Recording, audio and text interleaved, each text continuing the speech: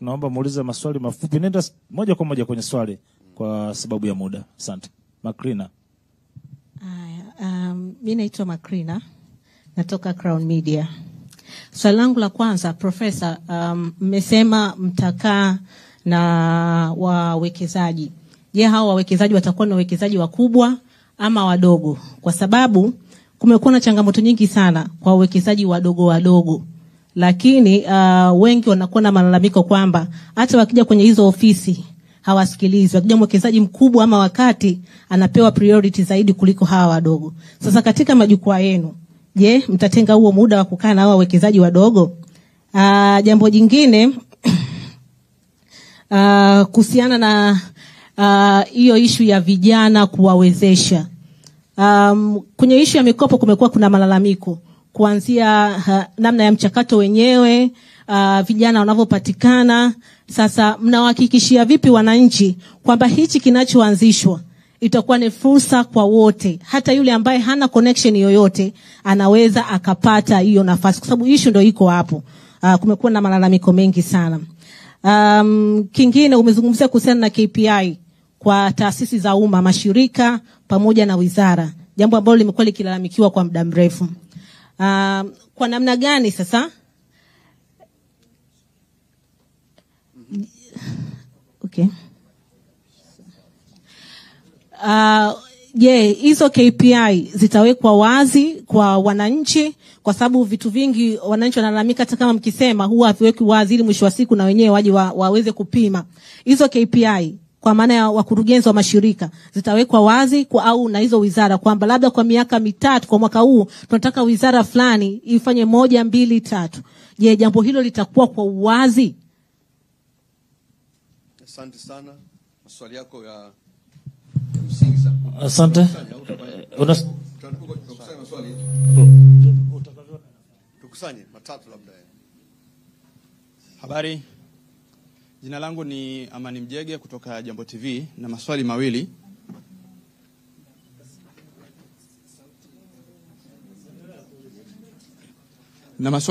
Swali la kwanza, tunaona kwamba kuna pressure ya kisiasa ambayo inaendelea hapa nchini.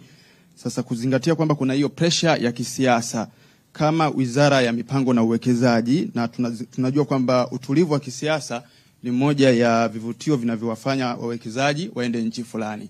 Kwa hali ambayo inaendelea sasa hivi nchini, hatuoni kwamba masuala ya uwekezaji na uwekezaji kwa ujumla unaweza kuathirika?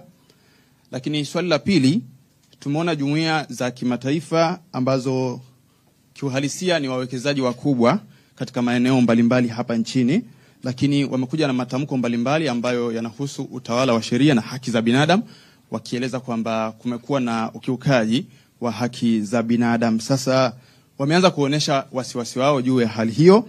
Hatuoni kwamba kwa yanayoendelea ni kama tunapiga hatua 10 mbele lakini tunarudi nyuma hatua 100? Na wewe kama waziri ambaye unahusika na uwekezaji pamoja na mipango, una ujumbe gani kwa hizi jumuiya za kimataifa hasa katika eneo lako? Shukrani. Mheshimiwa Waziri, mimi ni Suleiman Msuya. Natoka gazeti la Raia Mwema.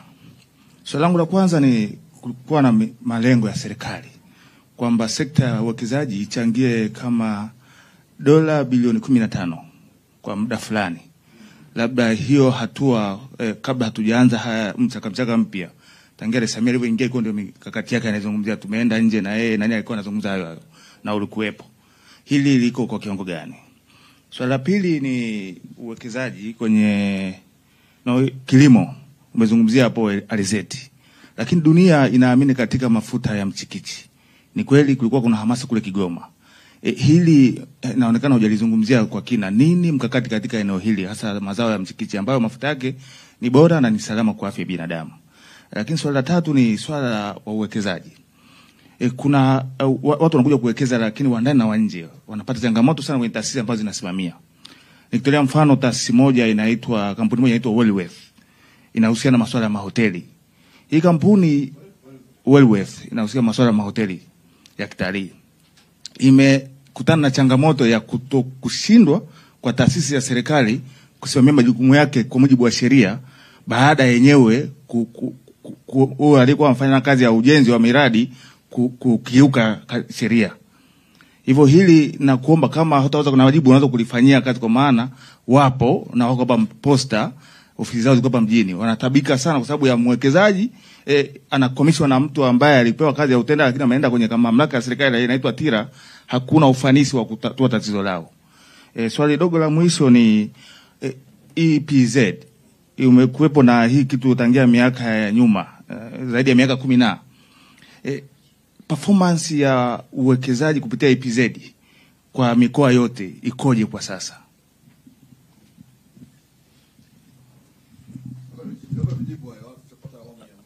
Sawa mheshimiwa. Nashukuru sana kwa maswali hayo. Tutaanza na swali la Makrina wa Crown.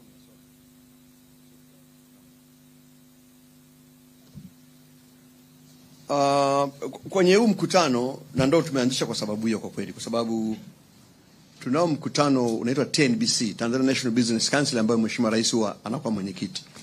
Kutokana na ukubwa wake na uzito wake, wahudhuriaji wengi wanakuwa ni wafanyabiashara na wawekezaji wakubwa.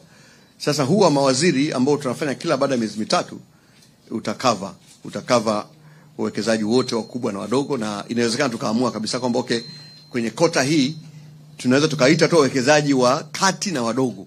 Tena tukasema tu huu mkutano utakuwa ni kwa ajili ya wawekezaji wa ndani tu. Kwa nadhani hili tutaliaddress kwa mtindo huo ili tuweze kusikiza watu wetu wa karibu zaidi, tuweze kusikiza concerns zao. Kwa nadhani ni maoni mazuri sana, ni kuhakikishia kwamba tutazingatia kwamba inawezekana katika kukutana mara 4 kwa mwaka tunaweza tukaamua mara 1 au mara 2 wawekezaji wa ndani tu, na kwa kiwango fulani wale ambao ni wadogo na wakati.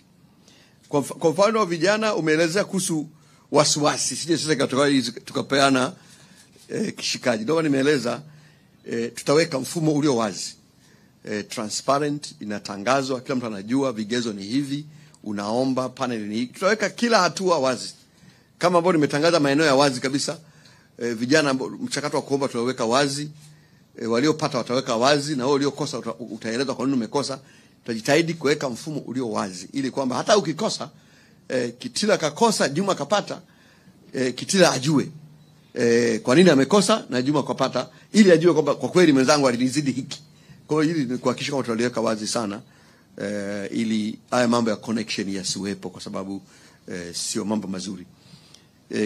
KPS zitawekwa wazi kabisa kwa wananchi na bungeni, kwa sababu hii inapeleka mpango bungeni, na tutaangalia uwezekano wa kumomba Mheshimiwa Waziri Mkuu au hata kiongozi wetu mmoja mkubwa ziweze kusainiwa mbele ya umma, kwamba mbele ya Waziri Mkuu wanasaini waziri na tume ya mipango juu ya vigezo hivi vya kupimana katika miaka. Na baada ya nyinyi waandishi wa habari, baada ya mwaka mmoja mnaangalia mwenzetu umefikia wapi. Kama uliahidi kuongeza kitu fulani kutoka 5 mpaka 10, tukupime statistically. Kwa hiyo ni kuhakikisha kwamba tuliweka wazi, na pengine tutamwomba Mheshimiwa Waziri Mkuu aweze kukubali watu wasaini mbele yake, kwa sababu ndio msimamizi mkuu wa shughuli za serikali. Swali la pili, ndugu yangu Amani kutoka Jambo TV, pressure za kisiasa, jumuiya ya kimataifa. Ukifuatilia duniani hapa, kila nchi ina kipindi chake cha majaribu, what we call testing times. Na sisi hii iliyotokea is one of our testing times. We shall overcome. This is not a permanent situation kwamba basi itakuwa hivyo, hapana. Tuta overcome, tuta address hizo concern ambazo wenzetu wamezieleza jumuiya ya kimataifa, na tayari tunazi address. Tunakutana nao, tunazungumza nao, tutawapa upande wetu, tutaelewana na mambo yataendelea. Kwa hiyo this was a testing time, we shall overcome. Kila nchi ina kipindi chake kigumu, kila nchi ina kipindi chake cha majaribu, na sisi katika miaka yetu 60 ilikuwa ni moja ya vipindi vigumu vya majaribu, lakini haimaanishi kwamba basi tutakuwa katika hali hiyo milele. Hapana, tutapita. Ni kama wewe tu, mwili wa binadamu unaishi vizuri, lakini kuna siku unaugua. Haimaanishi basi ukiugua ufa, unatibiwa, unasonga mbele. Kwa hiyo sisi tutalitibu, tutaweza kushinda jaribu hili, tutarudi, tutaendelea kuwa nchi moja, bigger, more united, more democratic, yenye maelewano. Lengo ni kuona kwamba tunaweka mazingira ili kila mwananchi wa nchi hii ajihisi na ajikubali kwamba yeye ni Mtanzania na kwamba ajione na yeye anafaidika na fursa na haki zote katika jamii. Hilo ndio jambo kubwa la msingi ambalo tutakwenda nalo. Kwa hivyo hayo matamko tunayo, lakini tutaweza kuyashinda na kusonga mbele kama nchi. Swala la tatu, ndugu yangu Msuya kutoka Raia Mwema, lengo la bilioni 15. Where are we? Kama nimeeleza hapa, mwaka 2021 tulikuwa na 3.7 billion. Mwaka jana tumefika 9.3 billion. Tumeweza kuvutia 9.3 billion. Kutoka 3.7 mpaka 9. Utaona tumekuwa karibu mara 3. Na ndio maana imenipa kiburi mwaka huu kuwapa lengo la bilioni 15. Wanaweza. Kwa hiyo tumewapa wenzetu TISEZA wapambane wafikisha dola bilioni 15. Kwa sababu tumejipa lengo kubwa sana ifikapo mwaka 2050 Tanzania iwe na uchumi wenye thamani ya dola za Kimarekani trilioni 1. It means lazima tukimbie. Hatuwezi kutembea. Lazima tukimbie. Kwa hiyo sisi tumeshawapa hilo nani watapambana nalo. Michikiti nimetoa tu alizeti kama mfano, lakini michikiti ni mafuta ya mawese hapa ni maarufu na ni muhimu, ndio tunapikana kwenye chipsi. Kwa ile mradi wa kuendelea kuwekeza kwenye michikiti unaendelea, lakini alizeti nimemention kwa sababu ni rahisi kuliko michikiti. Kwa sababu alizeti mwaka mmoja unavuna. Kwa hilo tunalo pia. Uwekezaji usumbufu Wellworth, ili itabidi unipe taarifa tulifuatilie tulifanyie kazi. Performance ya EPZA tunayo. Kwa mfano katika kipindi cha Julai mpaka Novemba mwaka huu ipo miradi 8 yenye thamani za dola za Kimarekani milioni 97, na tumeweza kuuza nje katika kipindi hiki tu dola za Kimarekani milioni 127.5. Kwa hiyo imekuwa ikifanya vizuri, lakini tunaamini kwamba tulivyowaunganisha na wenzao wa TIC they have a chance of doing better and bigger. Nashukuru sana. Kwa hiyo tupate awamu labda ya mwisho, sababu sijui muda wenu.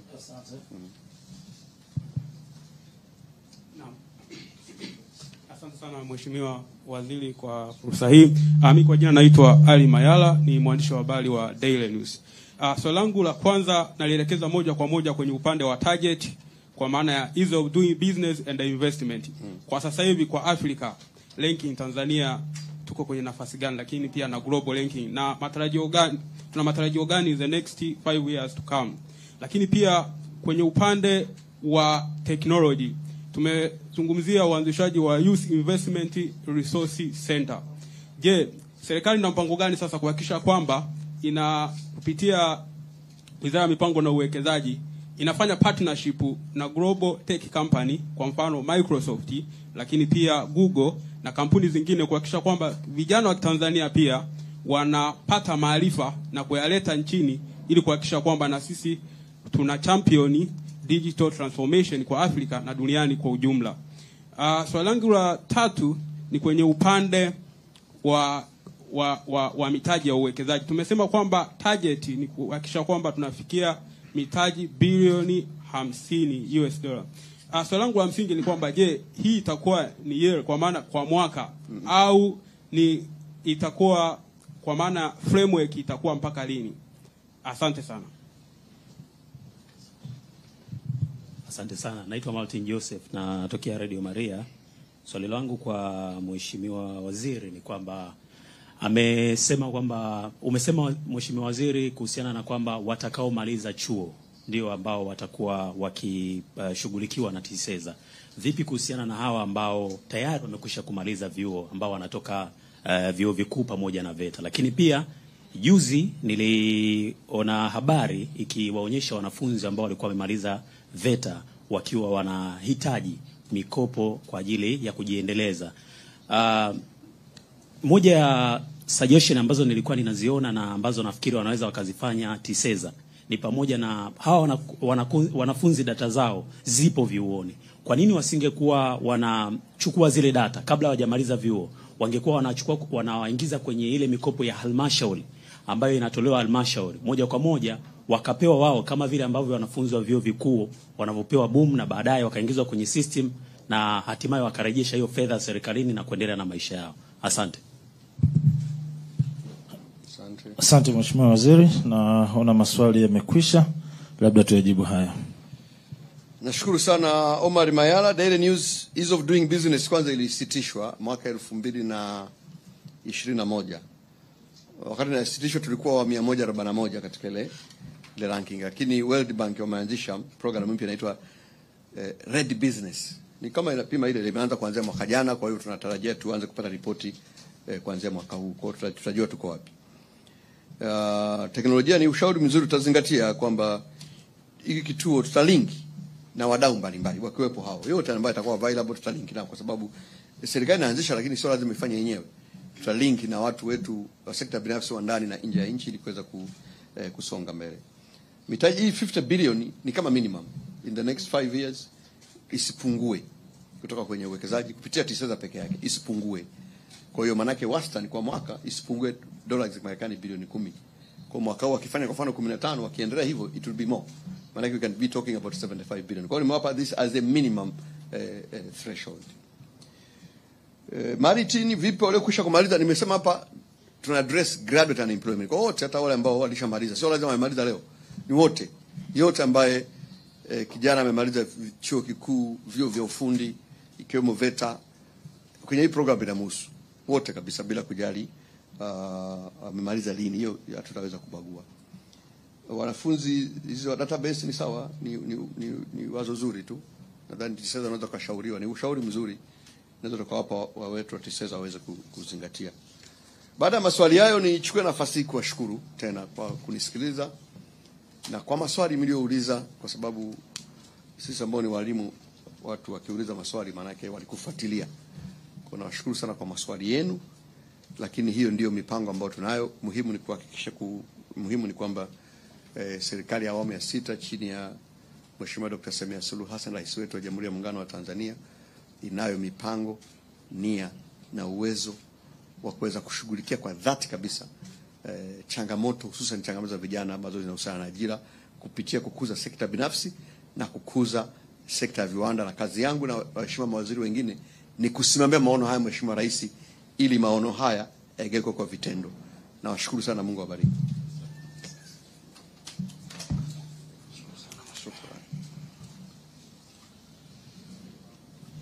Asante sana Mheshimiwa Waziri Kitila Mkumbo, Profesa, kwa taarifa hiyo nzuri kwa waandishi wa habari. Ninaamini kupitia vyombo vya habari Watanzania wote, hususan vijana, watakuwa wamekufuatilia na wameona fursa ambazo zinakuja katika kipindi cha miaka 5, na wale wanafunzi ambao wako vyuoni kama wanaingia, basi watakuwa wanafuatilia na watafahamu nini cha kufanya katika kuhakikisha kwamba wanajenga kesho yao iliyo bora kupitia uwekezaji. Tunakushukuru sana. Ndugu waandishi wa habari, tunawashukuru sana kwa kuwa nasi hapa leo, na tunaamini kupitia nyinyi Watanzania wote vijana watapata taarifa hizi na kutumia fursa ambazo Profesa Kitila Mkumbo, Mheshimiwa Waziri, amezieleza hapa. Uwekezaji, maeneo mbalimbali ya uwekezaji, mmeambiwa kuna maeneo ya kilimo, maeneo ya teknolojia, kila eneo. Kwa hiyo basi ni muhimu sana sisi kama vyombo vya habari kuweza kuchampion taarifa hizi, kuhakikisha kwamba wanazitumia vizuri, ili kila mmoja wetu aweze kuona fursa sehemu gani anaweza akafit na kutumia fursa hiyo katika kutengeneza ajira.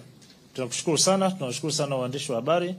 Mheshimiwa Waziri, kwa niaba ya Katibu Mkuu na Msemaji Mkuu wa Serikali Gerson Msigwa, tunakushukuru sana kwa kuja na kwa kuitikia wito, japo ulikuwa ni wa muda mfupi, lakini kwa sababu tu ya umuhimu wa jambo hili uliweza yes, uliweza, hili ni jeshi na uliweza kuitikia. Tunakushukuru sana. Ndugu zangu waandishi wa habari, hapa ndio tumefikia mwisho wa mkutano wetu. Tunawaalika tena siku ya Jumatano ambapo tutakuwa na Wizara ya Elimu, Sayansi na Teknolojia, nao kama alivyoeleza Profesa Mkumbo, na wao watakuja kutueleza wao wana nini katika kipindi hiki cha miaka 5 hadi mwaka 2030. Tunashukuru sana, karibuni sana, muendelee kuwahabarisha Watanzania. Asante sana.